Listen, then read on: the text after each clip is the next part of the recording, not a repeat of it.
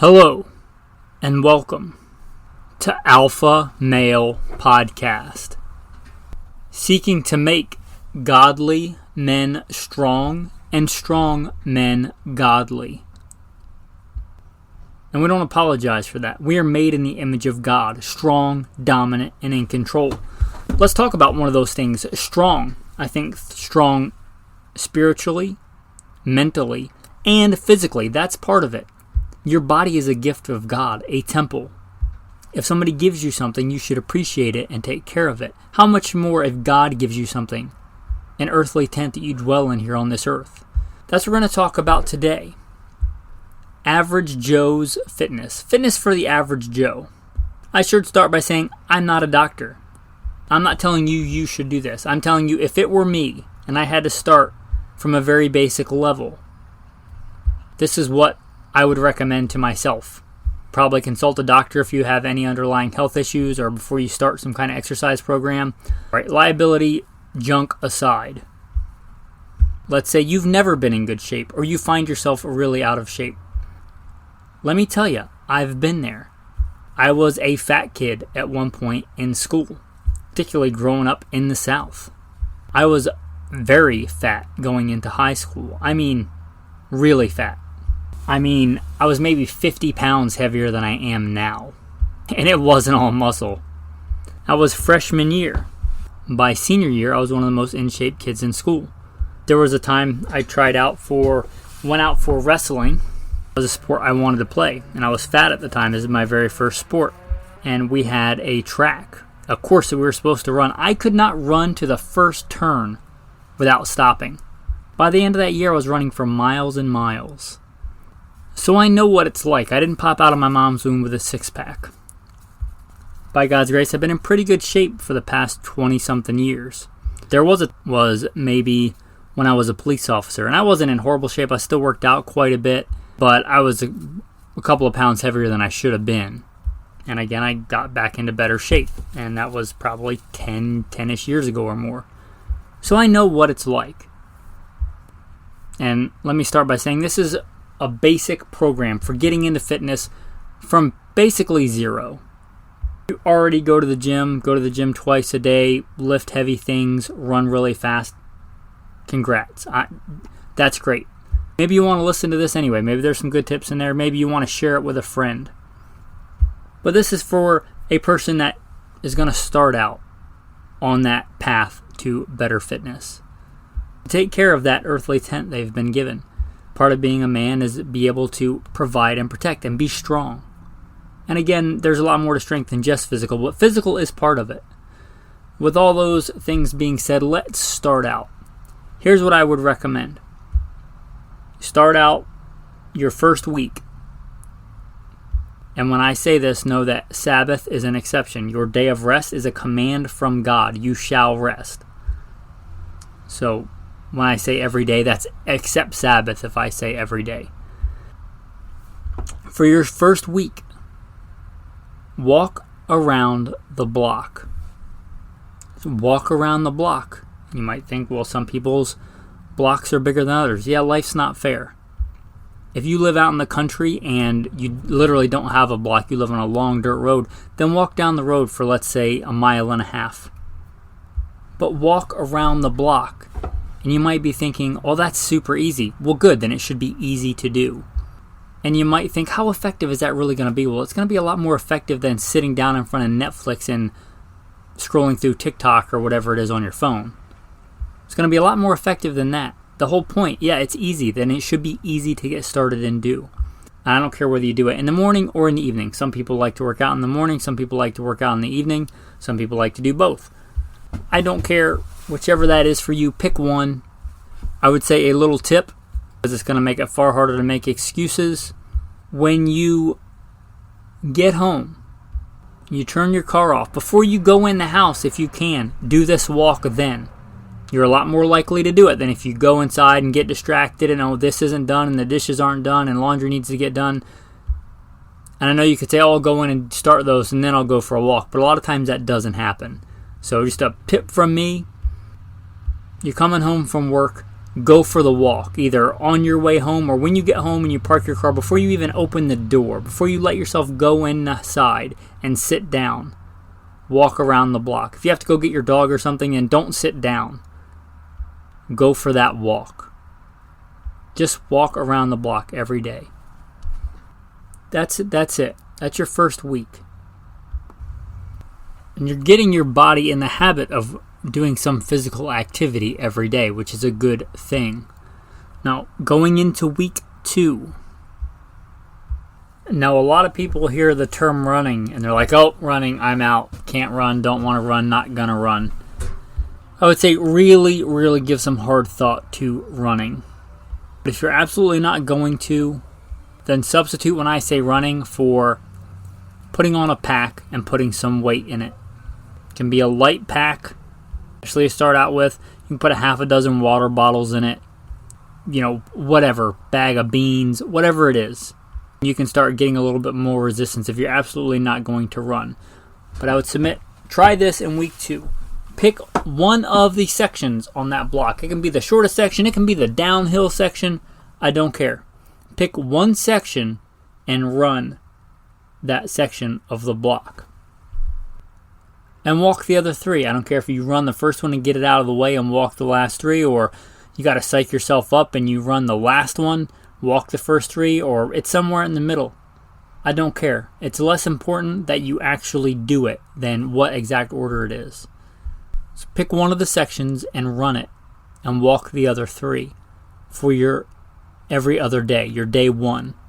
For your day 2, just walk around the block like you did in week 1. Just walk around the block. And then, in addition to that, whether you do it in the beginning or throughout the walk or at the end, again, it's not super important, but on your day 2s, do push-ups, 3 sets to failure. I don't care if failure for you is 1. If you can't do a regular push-up, then try doing it on your knees. If you still can't do 1 on your knees, then do them against a wall or against an object. Just a little bit of a tilt, so there's some resistance. But 3 sets to failure. If you can do more than 20 proper push-ups at 3 sets, you're probably not a beginner into fitness, right? This is probably not the program for you. But do 3 sets to failure on your day 2. You're doing push-ups. Also, in week 2, we're going to start diet. And diet should not be a dirty word for you, right? You're on a diet now. Whatever you're eating, I just submit it may be a poor one. So, pretty basic. Week 2, I want you to drink water and black coffee. That's what you drink. By black, I mean no sugar, no cream. If you need coffee to function, black coffee. Water and coffee. No juice. No, I don't care who tells you it's healthy. No juice, no soda, no diet soda. It's a week. It's 1 week. Can you do it for a week? Water, black coffee. Alright, that's going to bring us to week 3. Week 3, your day 1. Your every other day, starting with day 1. I want you to run 2 of those sections and walk the other 2. And again, I don't care. You want to pick the downhill sections, the shortest sections. 2 of those sections, I want you to run, jog, shuffle your feet without stopping, whatever it is. 2 of those sections, and I don't care if it's the first and the last. I don't care if it's the second and the fourth. It doesn't matter. It's less important the actual formula, more important that you actually do it. Run 2 of the sections, walk the other 2. That's it. That's your day 1. If you are not running, you're just like, I'm not going to run. I'm not going to do it. Whatever the weight you started out with in your pack was, 10 pounds, 15 pounds, add 50% to it this week and do that block on those days. Add a little bit more resistance. Now, for your day 2, your other day, so day 1, day 2, day 1, day 2, day 1, day 2. On your other days, I want you to continue doing push-ups. The same 3 sets, max sets, every other day. And again, I don't care if that's 1. But hopefully, you should see an improvement. If you were doing one, hopefully one of your sets you're doing 2. You should see some improvement, but just 3 max sets every other day. Recovery is important, so I'm not going to tell you to do push-ups every day, run every day, every other day. Also, this week, introduce crunches. Hands on your stomach, and just try and do a crunch. You don't have to sit all the way up, just do a crunch. 3 max sets. Now, I don't care if you can't do a crunch. You can try and do a crunch. Try and do a crunch. And keep trying for a couple of seconds, at least 3 times. If you can do a couple of crunches, great. If you can do a lot of crunches, because crunches for a lot of people aren't that hard, then do crunches for 30 seconds. 3 sets. So on those days, push-ups and crunches. Now for diet, I want to submit to you, cut out refined sugar. By refined sugar, I mean, I don't care if it says pure cane sugar. That's pure sugar. That's refined sugar. Cut out refined sugar. That's cane sugar, that's high fructose corn syrup, any kind of refined sugar, whether it's in an Oreo or a lollipop. I don't care. Cut out the refined sugar. And that means you're going to have to start reading labels. They put sugar in a lot of things you wouldn't realize. For somebody that hasn't really had sugar as part of his diet, a big part, I mean, lots of things have some sugar. If you eat a steak, steak has some blood in it, and blood has sugar in it. But I'm talking about like this kind of sugar. A while ago, I got a can of greens, and I tasted it, and I said, this tastes sweet. And I read the label, and sure enough, they added sugar to greens. I don't remember if it was collard greens or mustard greens. They add sugar to a lot of stuff, so you're going to have to start reading labels. Read and see if there's refined sugar in it. It would surprise you what they put refined sugar in. No refined sugar, pretty simple basic rule, and I'm going to submit no juice. Juice has a lot of sugar. I don't care who tells you it's healthy. I would submit if you're going to eat a piece of fruit, eat a piece of fruit. And there's conflicting stuff on this. I looked it up. Do your own research, but it was something like 8 medium oranges for something like a 16-ounce juice. Think about that. If you're sitting down to breakfast eating a biscuit and a couple of eggs and a glass of orange juice, you probably wouldn't sit down and eat a couple of eggs, a biscuit, and 8 medium oranges. That's a lot of sugar.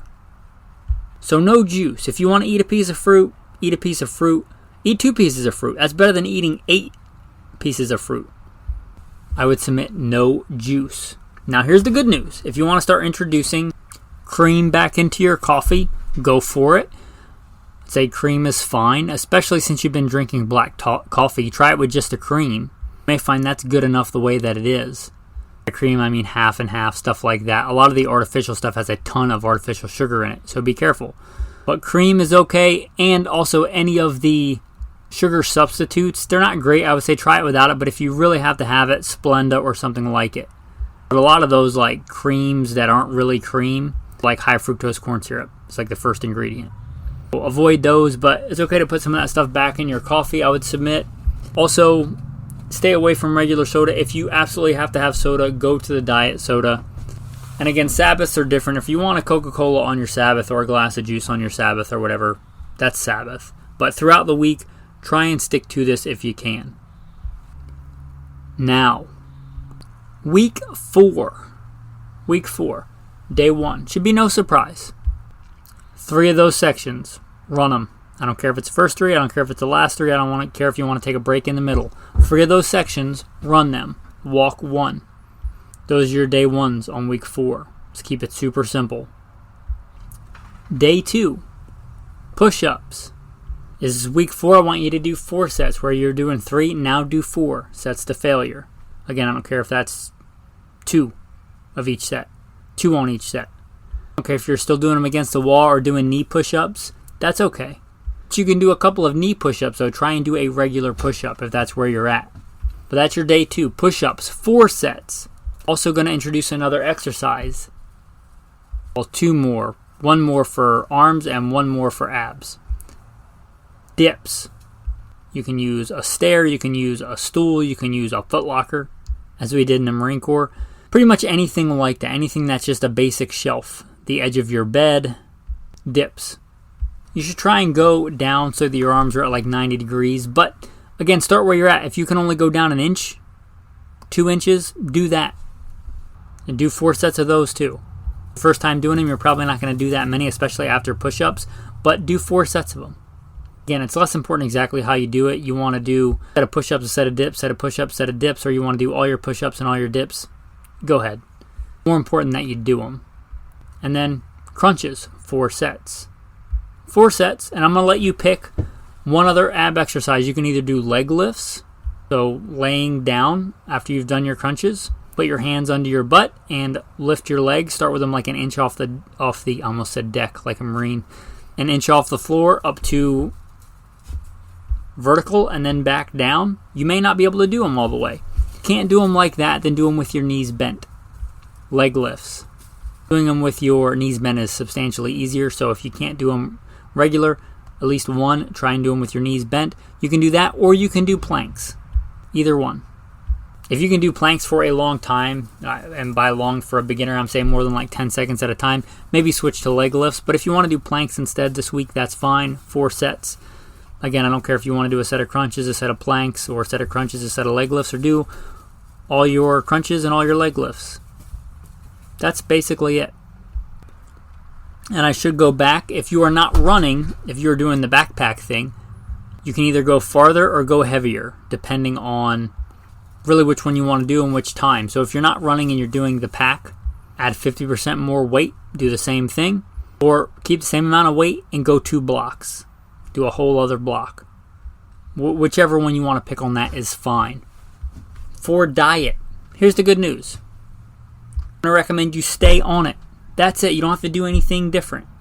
Stay away from the refined sugar. Stay away from juice.